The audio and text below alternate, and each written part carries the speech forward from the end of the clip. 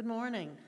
My name is Peggy Hammerich, and I serve on the Board of Trustees of this Unitarian Universalist Church of Spartanburg. Thank you for joining us today. I think you're in for a really big treat. As a member of our Social Justice Committee's neighborhood team, I am very excited to hear our speaker today and to have her here with us. You are welcome here. With the guidance of the COVID Committee, the Board of Trustees, and the Worship Committee, I have exciting news, which is that we will begin to offer in-person outdoor services beginning in March.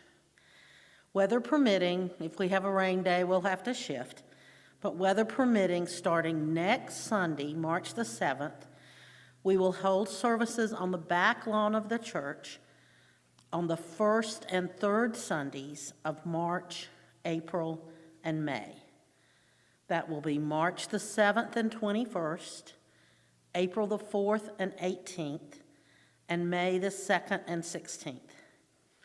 All services will also be live streamed so that you have a choice of whether to come in person or to watch in the format that we're using today. If weather is inclement, we will live stream only. We will follow all public health protocols to keep everyone safe, whether you've had your vaccine or not. So please bring a chair, wear a mask, and social distance. This will be a wonderful way to celebrate the arrival of spring. I want to thank everyone who has worked so hard to figure this out and to make it possible. I also want to give you a sneak preview. There are going to be announcements soon, but the amazing Brandon Carter has put together a wonderful plan for our auction this year that will be held on one of these same days. I also want to share with you 2 adult enrichment activities in the life of our church. First, on Wednesday evenings from 7 to 8:30, now through March the 17th, we are watching the video series, A Long Strange Trip, A History of the Unitarian Universalism.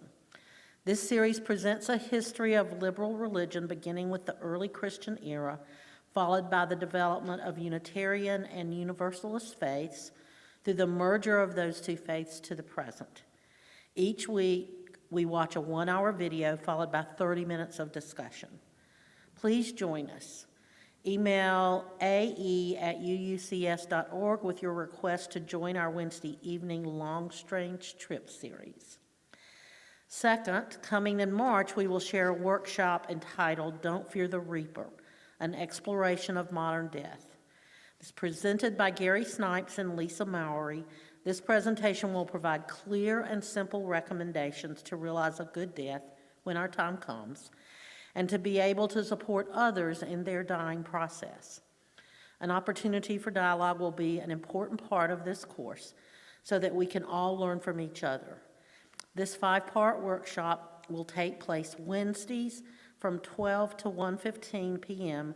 via Zoom, beginning on March the 17th through April the 21st. This is the second time this workshop has been presented here at our church. I was able to participate in it the first time, and I assure you that it is an incredibly informative and positive thing to participate in. What an amazing congregation this is. Especially in times like these, we need each other. Thank you for being a congregation of care. So many people are doing so many things. Thank you for being a part of this congregation today.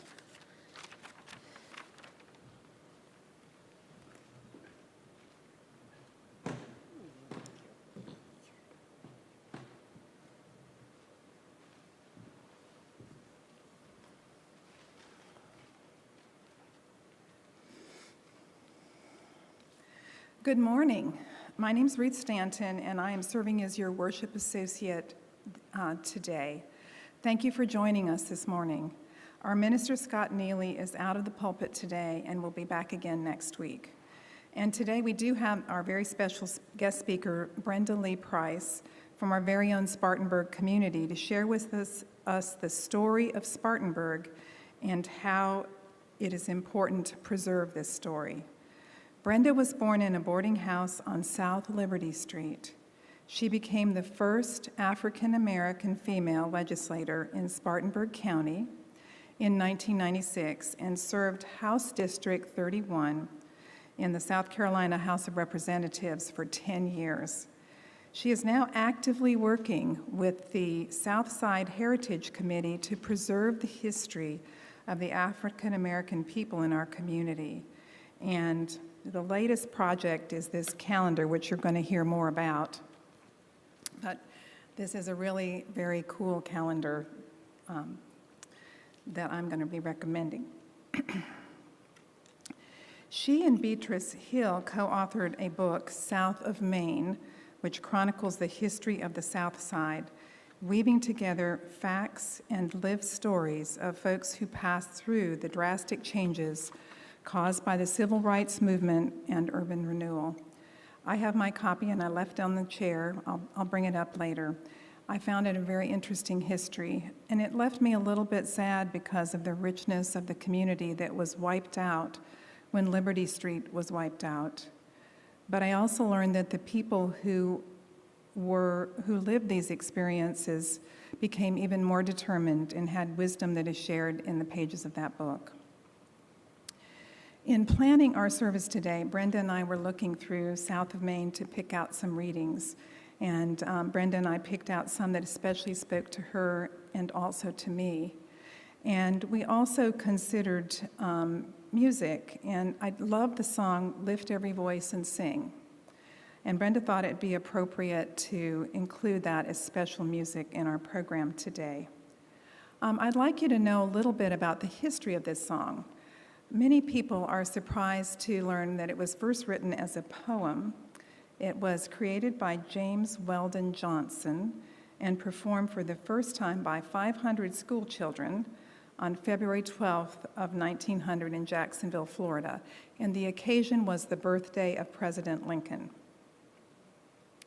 The poem was set to music by Johnson's brother, John Rosamond Johnson, and soon adopted by the National Association for the Advancement of Colored People, the NAACP, as its official song.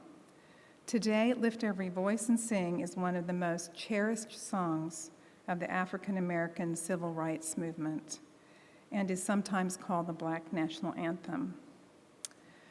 Aaron is going to sing it to us today in solidarity with our Black brothers and sisters in their struggle for freedom, justice, and equality.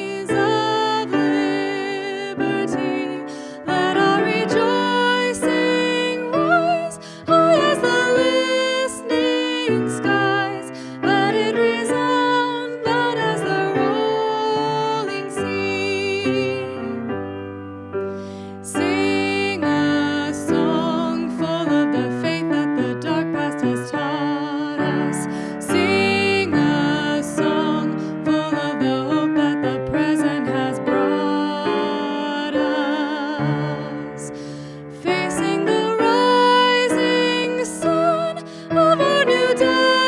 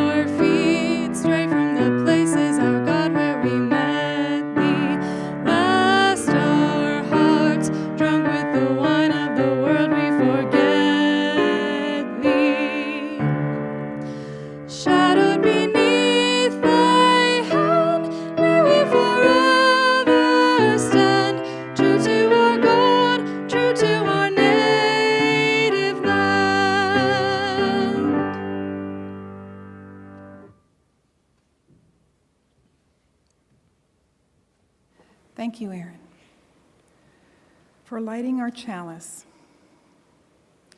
We light this chalice remembering and honoring our own tradition and celebrating the rich diversity of traditions among us.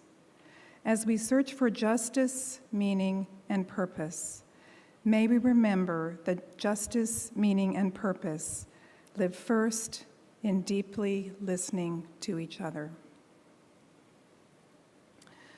So the first reading today is from South of Maine by Beatrice Hill and Brenda Lee. And we're giving you the words of Joe Grant from that book. Mr. Grant was the oldest of 7 children, born in 1950. He grew up in Tobe Hartwell Extension and went to Carver High School, Wofford College, and the University of South Carolina. He's currently the president of the Grant Group. So here is part of his story about the importance of mentors and what it was like being in the middle of the civil rights struggle as a young man. It was so easy for me and others like me to get lost, so it depended on which way the wind was blowing that day. We had role models and folk in our community who would reach out and sort of keep you steady. That was important to a young black kid like me who grew up in the heights of the civil rights struggle and whose home was without a father. Dr. Ellen C. Watson was really important to me. She was the guidance counselor at Carver High before going to Spartan High after integration. The kind of attention she paid to me and my siblings helped us to survive. I remember my first set of eyeglasses, her sending me to the Lions Club.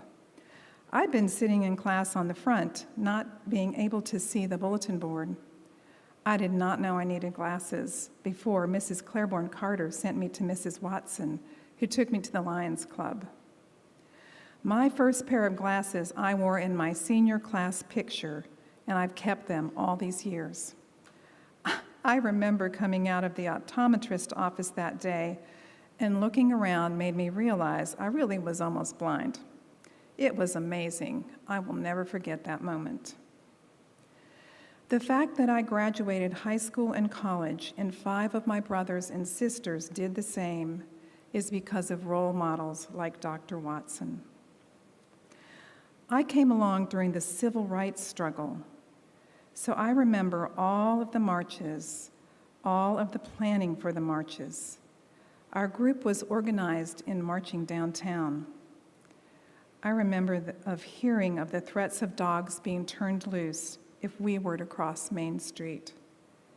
I also remember us at the height of the debate of integrating schools. We had this major assembly in the gym of Carver High when the kids decided to walk out on J.G. McCracken, the school superintendent.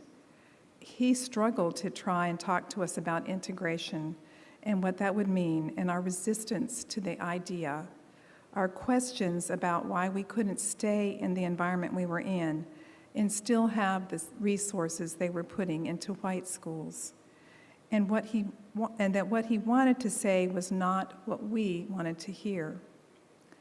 We first did an in-school strike with nobody going to class. All of us assembling in the gym, and Mr. Woodson was struggling with that, and we went home. Mrs. Watson and others tried to get us back into school and to stay in school. All of that was part of the frustration over civil rights struggles, not moving fast enough because a lot of us thought it was moving slow intentionally. That was when the debate over Malcolm X's method and Martin Luther King's method, which was the most effective, and why would you do one and not the other? Martin promoted nonviolence, and Malcolm promoting a different approach. Lots of us were aspiring to be disciples of Malcolm because he was more in tune with the impatient attitude that young people had, and Martin's process required a lot more time and a lot more meeting of minds. It eventually became clear that the schools were going to be integrated and the community we had was going to be dissipated through urban renewal and other kinds of things.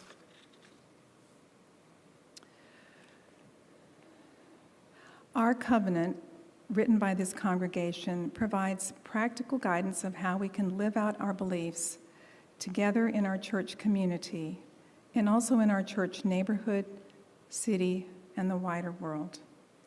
These words, powerful when they were written, continue to gain strength as we strive to manifest their meaning in our congregation's work. The words are in the order of service that's attached to the different videos of today's service.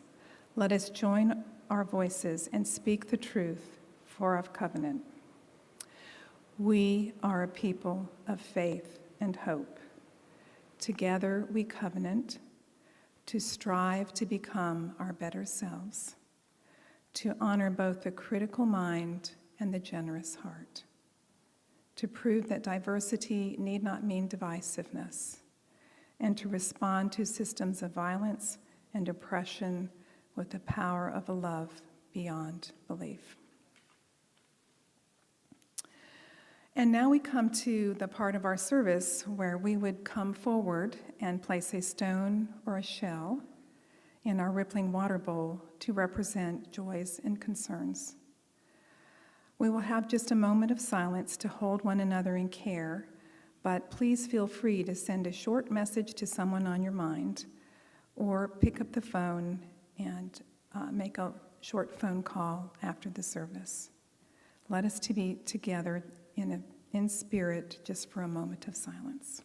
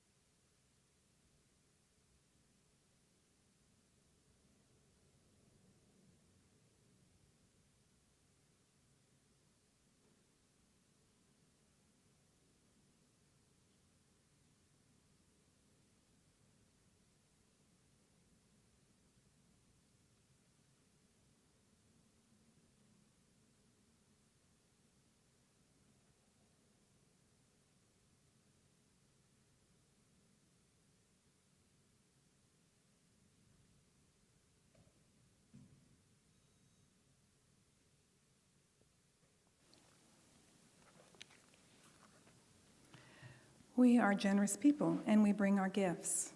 I am so amazed about how many folks contribute their talents, our videographers, our sound crew, our building and grounds, our social justice team, our covenant groups, our board of directors, our professional staff, and so many more. And we're generous with our treasures too. And I just wanted to put one little more plug in for the Share the Plate for National Library Lovers Month, because we are planning to build 2 new little free libraries for Spartanburg, and one will be in our church neighborhood. If you want to contribute but forgot, it's not too late. Please do go to our webpage. There's a button for donations, and you can click on Share the Plate. We always welcome financial gifts to the church that help sustain it, and also the other funds that we support.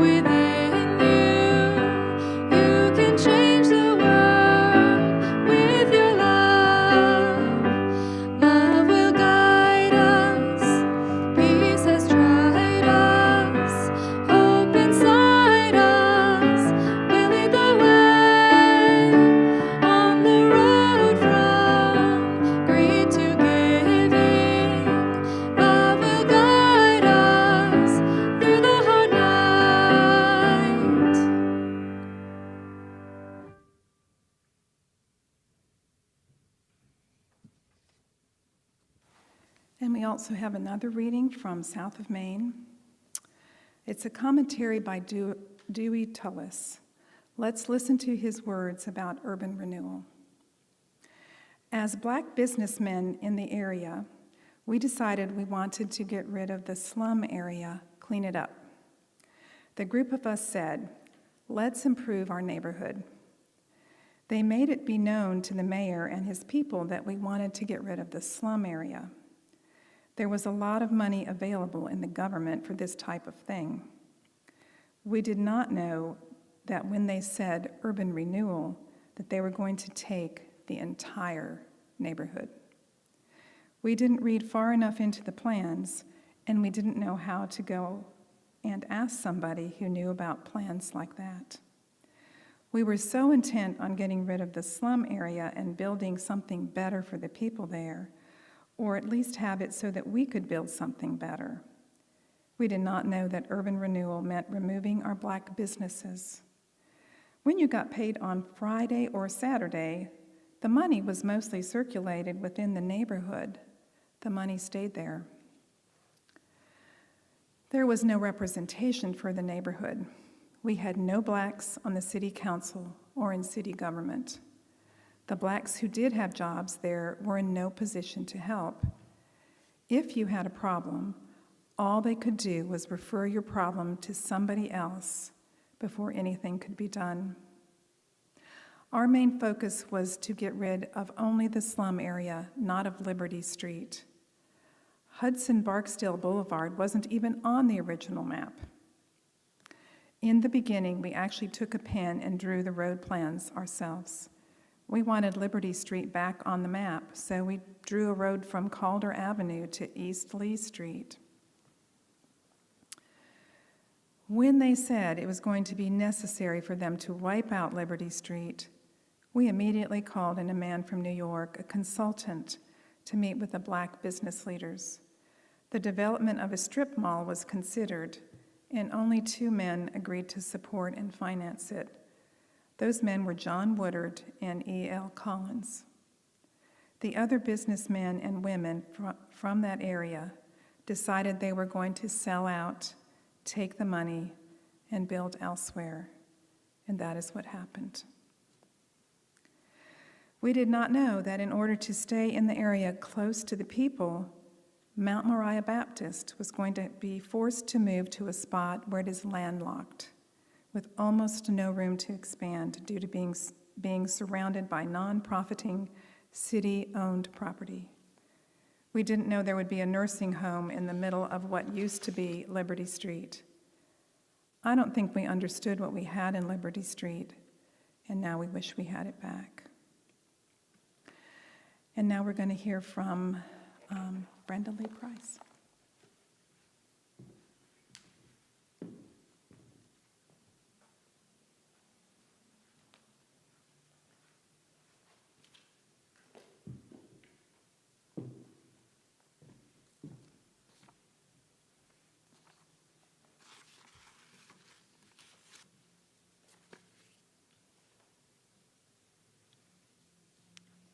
Good morning,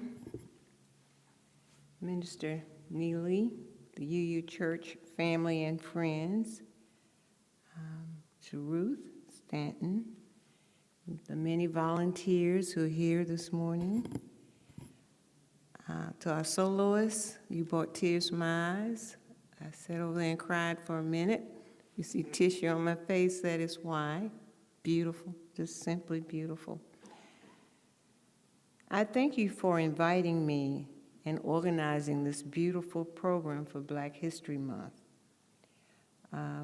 Ruth, it continues to tickle me when I remember our conversations while you were in Oklahoma, shoveling snow, putting the program together, and I thank you for that. And Andrew, I thank you for your patience. I think I word Andrew one day, he was at the doctor's, either in the dentist chair or somewhere, and he stopped and talked to me. So I do appreciate that. I come to you in love and in peace. And plus, I know your neighbor. I just live a few streets down the street here on South Converse Street. The Southside Heritage Committee We're very, very happy to say that two of your members, one in particular is on our advisory board for the historic Southside, and that's the Stolls, Pam. And of course, Pam and Fred are members of our South Converse Street Neighborhood Association. So we're real proud of them being a part of us. The Southside Heritage Committee are happy to present our 2021st, but it's not 12 pages, it's about 50 pages or more, calendar to share with you some information about the Southside, continuing to talk about it and to open up the wound there so we all can begin to heal. The community that loves Southside of Spartanburg. In south of Maine, it states that no historical area are involved in the project activities, and this was a line taken from the Federal Urban Renewal Grant. In other words, they're saying there's nothing to save on the south side. Our members, committee members are listed. They'll be listed in the calendar if you would like to purchase one, and you probably recognize many of the names. Also, we're talking about, you see it, Emancipation Day that was celebrated. Also, the diagram of the old South Liberty Street, where the businesses were, and this is South Liberty Street. This is how the street looked back in the day, and you see the homes. All this is no longer there. It's no longer there. I was born at 544 South Liberty Street in a boarding home.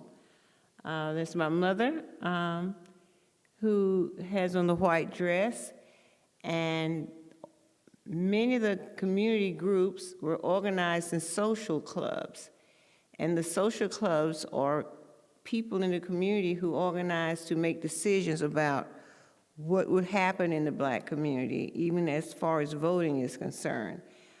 So this Celsius Club motto was, "We reach the top by continuous climbing." What I find very interesting very often is, in growing up, you hear about early childhood education. And we're proud to say that we had kindergarten in our community, South Liberty Street. We called it Miss Young's kindergarten. Miss Young is Dr. Kay Woodward's grandmother, and everyone loved Miss Young. Any child you talk to attended the kindergarten will tell you about Miss Young and how much she cared for us and loved us in the community. So we had a kindergarten. That was a graduation picture that you saw of us earlier. On South Liberty Street, we had beautiful homes, like the home you see here. That's the home 584 South Liberty Street of the Chestnuts. That's the Chestnuts family below. That was a typical home on South Liberty Street, mixed in with the businesses. And of course, we had our churches. Mount Moriah and Majority Baptist Church were one church at one time, only Mount Moriah, but they split, and so we had Mount Moriah and Majority Baptist Church, which were very active and in the community, very visible in the community. That's where a majority of the people living on the south side attended the church. This is a typical family. The house was directly across from Mount Moriah Baptist Church. This is a Kershaw family. And you can see the homes there. They're on South Liberty Street, all those large homes where families live, sometimes two families to a home, but they were there. They were home. You see the nice porches where I think some people are talking now. You can also see on South Liberty Street, the part of this is Ernest Collins. Mr. Collins was a local businessman. This was his business. This was his funeral home. As well, you see next door the gas station there, and his wife, who was his partner in life for business, was also played an active role in the business. All of this is on South Liberty Street. A main portion of South Liberty Street for the young people was going to the USO following school, and that's where we were taught etiquette. You can see in the picture here the young people who were candy stripers who volunteered at the Colored Hospital. They received training there as well. That's Miss Priscilla Rumley and Miss Eunice Thompson's names that everyone recalls if you start talking about the USO. And of course, we had Mr. George Long, and in the earlier years, Mr. Butch Gray, Butch Greer, who recently retired from the city of Spartanburg as a manager of C.C. Woodson Recreation Center. Our school, our beloved school that's been in the paper lately, some discussion about saving the school. Miss Mary H. Wright, everyone who attended Mary H. Wright could tell you a story that they had at Mary H. Wright. There's a gentleman who recently returned home. We call him Mike, Charles Mann. Everyone remembers Charles Mann's grandmother's wonderful biscuits that she made. And oftentimes, if you would go back and you're thinking you're the only one that she's going to give you a second biscuit, you felt so special, but she always made sure several children, if they came back and asked for a biscuit, were given a biscuit. The lady to the right on the piano, that's her daughter, Miss McWhirter, and one of her students. I had piano lessons. My grandmother had a piano in her home, and so I was given lessons, but Erin, I can't play the piano because she was very mean. She's a mean lady. And she would hit you on the knuckles with a ruler if you hit the wrong note. So the only note I can play is the middle C. I know where that is. Carver. What can I say? That's the other song that will make me cry. Anytime we sing the alma mater for Carver High School, which is 595 South Liberty Street, Old Carver High, dear Carver High, your name to us will never die. Mr. Woodson, C.C. Woodson, was the principal there for over 20 years. That's our Carver High School Tiger, our mascot. To the right of that picture, the next picture is Miss Amos and Mr. Amos. And I'm showing you this to tell you some history about Miss Amos. Miss Amos was our first Latin teacher. And we just adored her so because there was a time when colored children were not taught algebra or Latin in the public schools. That was the rule. You could not teach us. So when they did allow us to learn, Miss Amos stepped up to the plate. Matter of fact, she was one of the highest paying teachers because of that skill that she had and profession, that she was dedicated to the students at Carver. And those students who took the Latin, I didn't, they loved Miss Amos. Miss Amos and Mr. Amos was a lieutenant colonel, retired lieutenant colonel, and their home is still on East Hampton Avenue. Family members live in there. Their son is there with his wife, and they have grandchildren. Okay, this is a wonderful, wonderful slide. I'm going to share some personal information here with you about this one. Whenever we would have assembly or programs, you could walk down the hall, and we would always mimic Mr. Woodson, but we didn't understand until we were older, until what he really meant. He would always say to us, what you are to be, you're now becoming. What you are to be, you're now becoming. Any student, any teacher, any janitors, the cooks, everyone knew this saying of Mr. Woodson.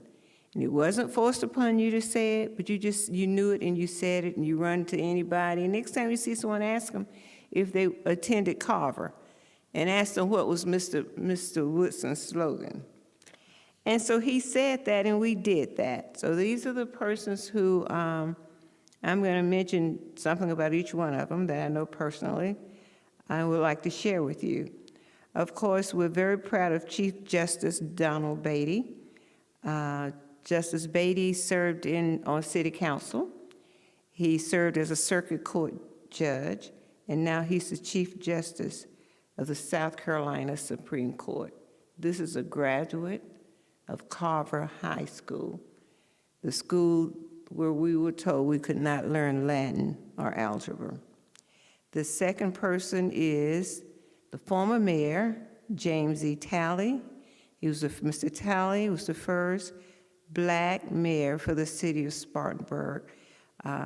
Everyone loved Mr. Talley. He has such a sparkling personality, family man, just a good community leader. He tells me that he's retired now, but we know better, right? The next person is Vernon Beatty. Vernon and Don Beatty are brothers.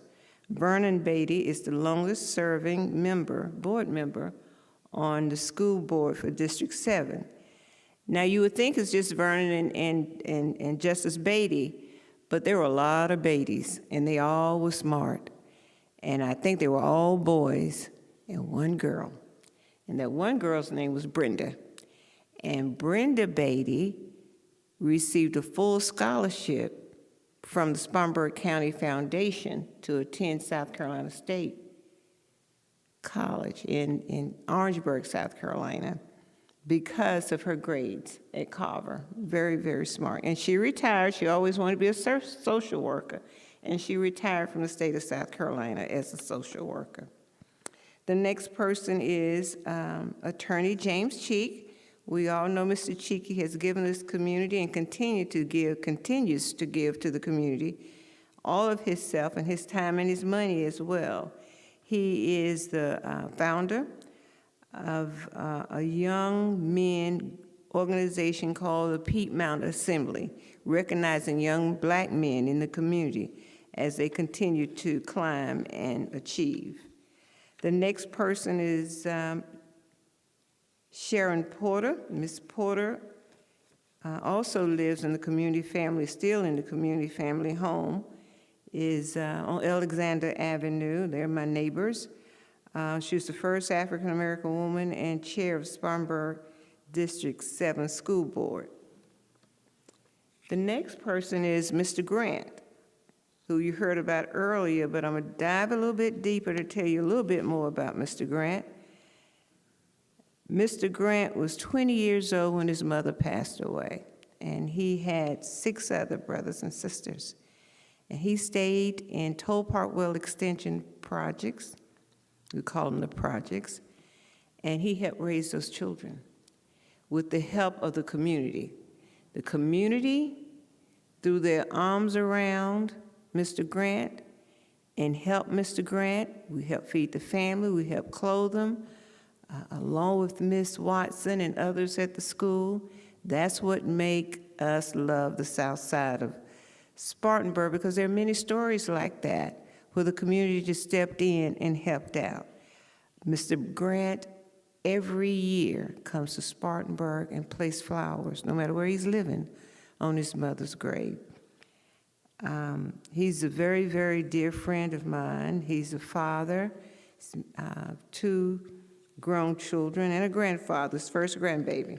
He's now living in Washington, D.C., and trying to finish up his PhD course requirement. And of course, the last person is Brenda Lee Pryce. Only thing I can tell you is that I have me a cat, and I'm happy with my cat. And I have some nieces and nephews, because we have Erica who's helping out. But my cat's named Buddy. I just wanted you to know that. All right, so at Carver High, we also had Mr. James E. Clyburn, who is now Congressman James Clyburn. Mr. Clyburn taught at Carver High School. He did his practice work there. And I'm proud to say that I ran Mr. Clyburn's first campaign for Congress in 1992. And we started out with 3 people on staff. Nobody believed in us. They laughed at us. They wouldn't raise money for us, but we won. And he's now in a leadership position in Washington, D.C. And I guess you say, well, why you didn't go to Washington? Well, I decided to stay home. I decided to stay home and take care of my mother, who had diabetes and ended up having both legs amputated. So later on now in life, I understood what it is that the Lord wanted me to do and why I stayed here. I have no regrets whatsoever.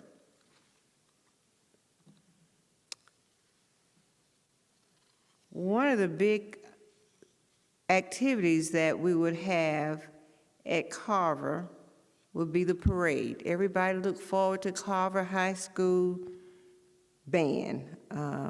The drum major and the drum majorettes, the band was well trained, but bands were very exciting at Carver back in the day when Carver was Carrier Street School.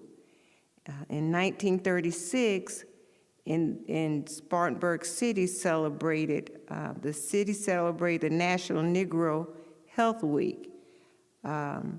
And Carrier Street Band won the first prize. On that program, which I find very interesting, from 1936, they had all men on the program. I think there were 2 black doctors. One was Dr. T.K. Gregg. You all are familiar with his name, and a Dr. Porter. I've got to do some more research on Dr. Porter. I'm not sure who that was. But they had this program, and all the big dignitaries came up from Columbia, and they were celebrating National Negro Health Week. And at the end of the program, there was a woman's name, finally. And so you all could probably figure out who that one woman was. That was Miss Mary H. Wright. She was going to be heard. She was on program. But what's interesting in the article, they did say Mrs., but the article also called her Mammy. Back in the day, that's how they referred to old black women, as mammies. In the papers, recorded as Mrs. Mammy Wright. But she was on program, and she was present. On the left there, Erica, did I? Okay. On the left at the top is Dr. Glenda Sims, a very successful person here in the community, retired from USC at Spartanburg, where she trained many nurses in the nursing program there. I know a couple of times I was at the hospital, and the nurses would, I would ask them where did they go to school, and they would say at USC upstate. And I asked them if they knew Dr. Sims, and they all said they loved her, but they said she was a tough cookie. But they learned, that's why they were working at the hospital, very appreciative of her. And of course, on the right, there's your Brenda Lee girl.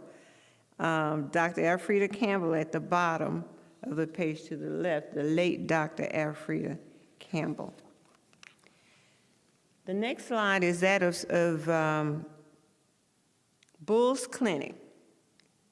Dr. J.C. Bulls was the owner. You see him at the top on my left, at the top of my right, at the top. That's Dr. Bull. Everyone loved Dr. Bull as well, and I remember seeing Dr. Bull at every home football game that we had. That's how dedicated he was to the community, to be there just in case the guys got hurt or something. But he was a very successful businessman. He had majority of the black businesses in his office there. That's what that office looked like on South Liberty Street.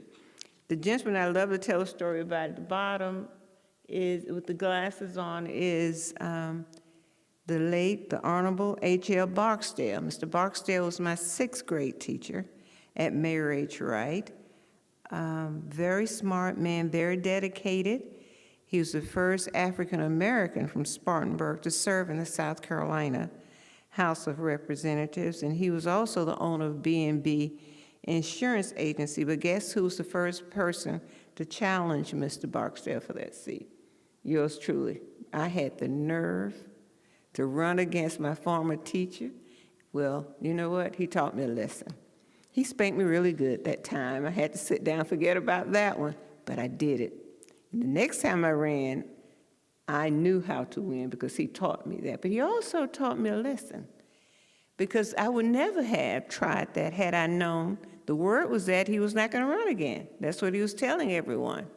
But the guys, when they found out I was going to run, guys in the community went to Mr. Barksdale and begged him to run again. So there I was, do I, step down or do I run? So I decided I'm going to run. But I ran, and it was just a wonderful experience. We stayed very, very good friends. His son opposed me when I ran, but I beat the son. I couldn't beat the daddy, but I beat the son. Some other interesting people here in Spartanburg who was a part of the early on civil rights was U.S. District Judge Matthew Perry. Matthew Perry and his wife, Hallie, lived here in Spartanburg, and he opened up his first office at Dr. Bull's clinic. That's where he was, in Bull's clinic. I was recently talking to Mr. Hilton, who's one of the young men who sat in during the sit-in civil rights downtown, and they sat in at one of the, I think it was Woodward's, Five and Dime store, and the kids went to jail, and Matthew Perry represented them at no charge at all. So he was one of the civil rights pioneer people that we had right here in Spartanburg. We started organizing early on at the USO. That was the Southside Girls Club. We did volunteer work. We learned how to crochet. We learned etiquette, all of that from the ladies that I showed you earlier with Miss Priscilla Rumley and Miss Thompson at the USO. The USO is where the library was, because we couldn't go to the white library. They brought the books to us there at the USO, so I never will forget that. But Miss Wiggins was a very dedicated librarian. Okay, on South Liberty Street, not far from here, still stands the Epiphany Church. So you can see that in the background, as well as the buses belong to businessman Ernest Collins. Mr. Collins dedicated his buses to drive the football team. They called it, well, it was a bus. They called it the Blue Goose. I think that's what, and the bus was blue. Awful looking, but they loved that bus. The football players had a ball on that bus, and they traveled statewide because there was no other way transportation provided for them. At the bottom is a calendar, also of the Atchison's children. Charles Atchison, you see the cars there, at one time had 50 cabs back in the day to provide transportation to the African American community. There's also a slide of, that's Mr. Collins and his wife.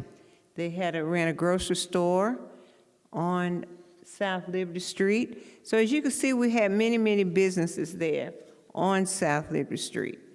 The couple here, I like showing this picture because there's a lot of sadness, but we were also very happy. We were a community that loved the south side of town. In the background, you can see Carver High School, the old high school. They're standing in the yard of the USO. So I say to you, the home that the city official says that and the community, that there's no historical areas that are involved in this project or activities to justify tearing a community down. Years ago, the businesses are listed, there are at least 40 businesses. There's a few white businesses there, because we did have some white business on South Liberty Street who was a very much active part of our community. Majority of over 40 businesses were demolished and removed. Just recently, I'm sure you're all aware of a resolution that the city apologized to the community for, even though, and let me be clear, that none of the members on the current city council had anything to do with all of this other that went on. But I will say that they're one of the most progressive, representative governments that I have been a part of in my lifetime. They are concerned about the community, and I support each and every one of them 100%. I think our city is moving in the right direction. I think we all are pulling in the right direction. And I just wanted to make that statement so to be very clear that I support the leadership of Mr. Junie White and the members of City Council, and I thank them for all of their work. So in closing, I will say, from the community that loves the south side of Spartanburg, the saying that no historical areas are involved in the project activities, do you agree with that? Do you think about that? Or do you agree with what Attorney James Cheek said? And he stated, and I quote, "It was an American tragedy." Thank you so much for having me this morning, and I will be back to visit again. Thank you. And thank you, Erica.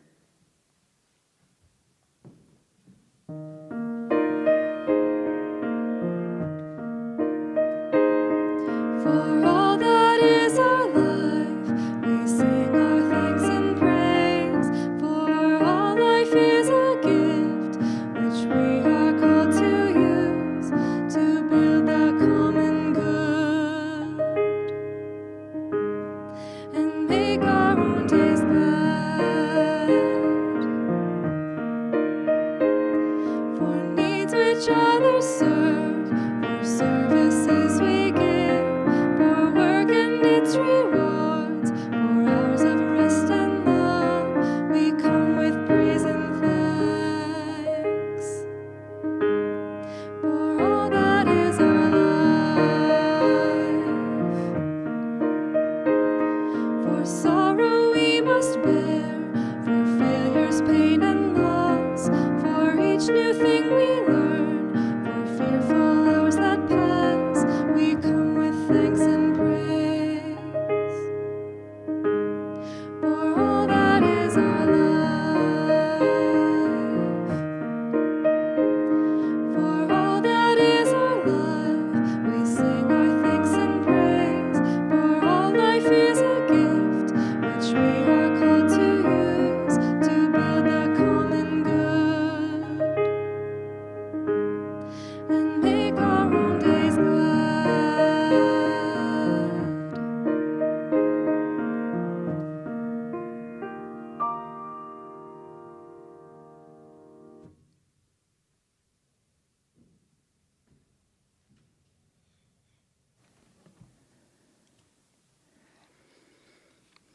What you are to be, you are now becoming.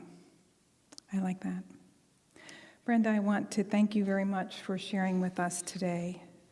The stories of the people really come to life when you can add those special touches. We'll be talking with our Social Justice Committee to include an opportunity to purchase a calendar at our next social justice drive-through, whether it's a triple dip or a quadruple dip. The people of this congregation wish to continue to support the work of the Southside Heritage Committee in whatever ways that we can. And, you know, the calendar, I got to look through it, and we got to see some of the great pictures in there. They're more than just a way to tell what day it is. I mean, that's always useful. You can just glance up at that. But it's a record of our Southside history, so it's really a treasure to have to keep. And once again, thank you so much for honoring us with your comments today. So our closing words: holy and generous love. Go in hope, for the arc of the universe is long, and we can bend it toward justice. Go in courage, for together we have the strength to confront injustice in our daily lives and the larger world. Go in love, because a holy and generous love is both the reason and the means by which we transform our lives.